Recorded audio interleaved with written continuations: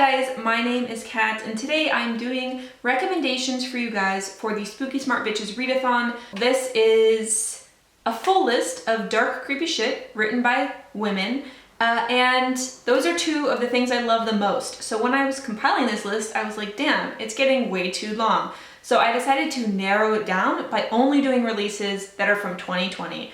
So buckle yourself in. This is a list of books which came out this year that are at the very top of my list, written by women and has dark creepy shit in it. So let's fucking go. So first up is Follow Me to Ground by Sue Rainsford, and it's following a father and a daughter who are both human and not human, and they help to cure humans by opening up their bodies and like going through their internal organs and processes in order to fix them and cure them and see what is ailing them. And I'm like, sounds like some body horror up in there. There's also, I believe, a romance, and also the main character, I believe, grows herself a vagina? Is that right? I don't know. That's what I've heard. But I'm really, really keen to get to this. It sounds surreal and, again, weird, which is the #1 thing that I look for in books that I read. All right, next up is Pine by Francine Toon. This is a Scottish release, and we are following a father and a daughter who live in a very remote area, and they're driving home along these dark, winding forest roads on Halloween when a woman stumbles out onto the road and like collapses. They take her in, and all I know is that it's supposed to be an atmosphere of desolation and dread. Say what now? I hope that this becomes a woman in the wilderness story, which, as you guys know, is one of my favorite things of all time, especially if it has horror elements. So I'm very intrigued. Yeah, what more can I say? Okay, the next one sounds like the book version of the movie that I've been dying to see, which is Promising Young Woman. This movie is about a young woman who was training to be a doctor when her friend was raped, and then she decides to get sweet, sweet revenge.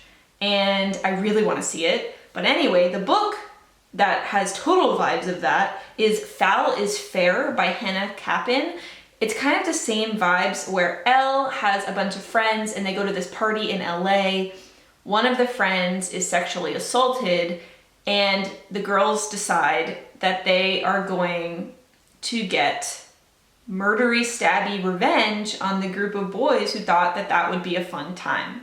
So the girls are gonna have their own stabby fun time, and it's everything. The next one is for everyone who liked The Butcher's Hook by Janet Ellis, about respectable young ladies in olden times taking matters into their own hands. We follow Isolde, who is kind of getting close to spinsterhood, which means she's probably about my age, and she's awkward and plain, and basically people want to find a suitor that's desperate enough to take her off the family hands, and she decides that she's not about to settle for that. And this is shelved as #1 horror and #2 historical fiction, and it has a weapon on the front cover. This caught my eye immediately. I haven't heard anyone talking about it, but it is definitely on my personal radar. Next up, let's talk about a ghost story which is set in Colombia. This is The Anthill by Julianne Pachico. So we're following 28-year-old Lena, who is returning to Colombia after years spent in England, and she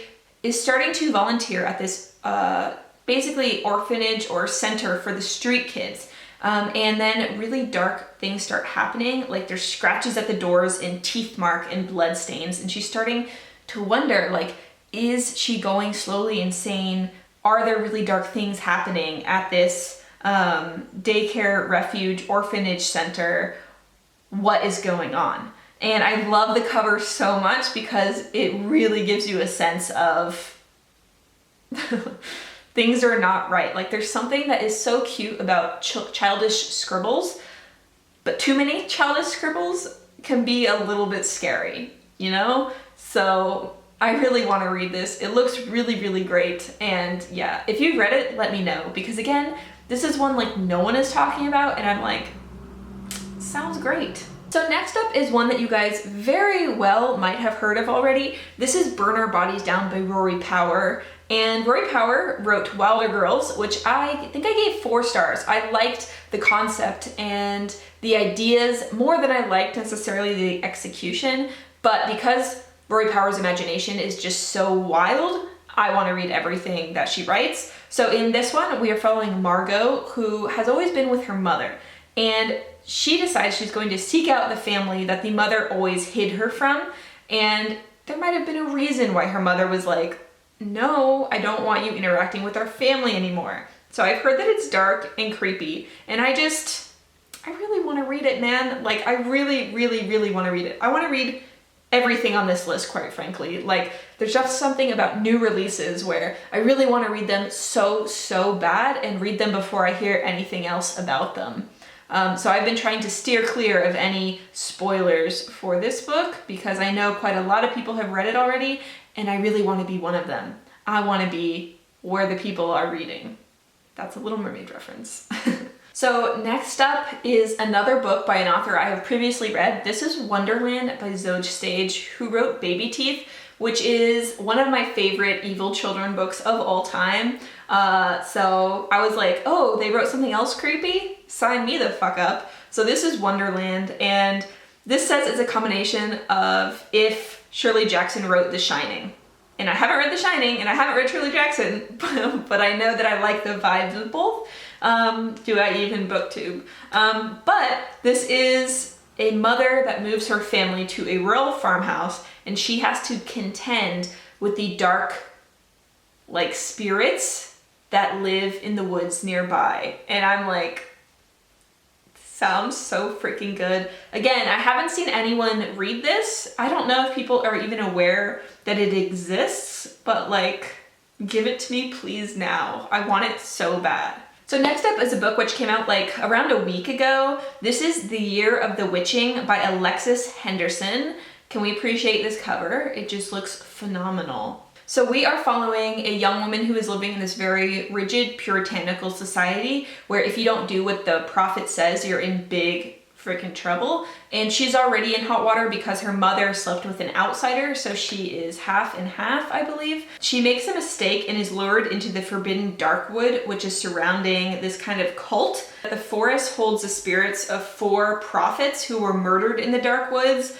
So as she goes deeper and deeper, she's starting to learn about the spirits and about witches. And she finds the journal of her dead mother, and things go from there. And I'm like, there's so many elements. It sounds like it could be a hot mess or it could be really fantastic. As you guys know, I love horror and I love witches, so this book is right up my alley. The penultimate recommendation is a short story collection by Kathleen Jennings, who is an Australian author. This is Flyaway.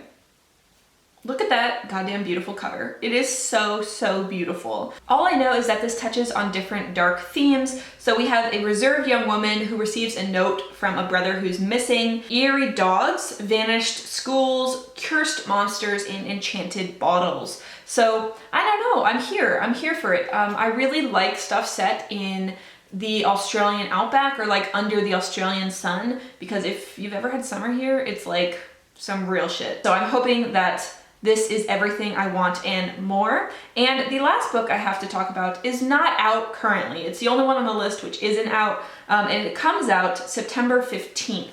This is Horrid by Katrina Leno. I just wanted to mention it because the cover, oh my god, the cover. So we are following Jane, whose father has just died, and in order to help the family move on, the mother moves them from California to Maine to the old family home. And her mother insists on keeping one specific door to the storage room locked. And Jane is like, So one day when she breaks into that room, she realizes it's not storage at all. It's a little girl's room. And she starts to wonder why the hell her mom is keeping that room closed, and if it is truly as abandoned as it appears. And then dark stuff starts happening in this abandoned house in Maine. And I'm like, the cover's gorgeous, love the premise, and also I love Maine. Maine is one of my favorite places in America to go during the summer. although I suspect the characters aren't gonna have as good a time as I have had with my family. And if you have made it this far in the video,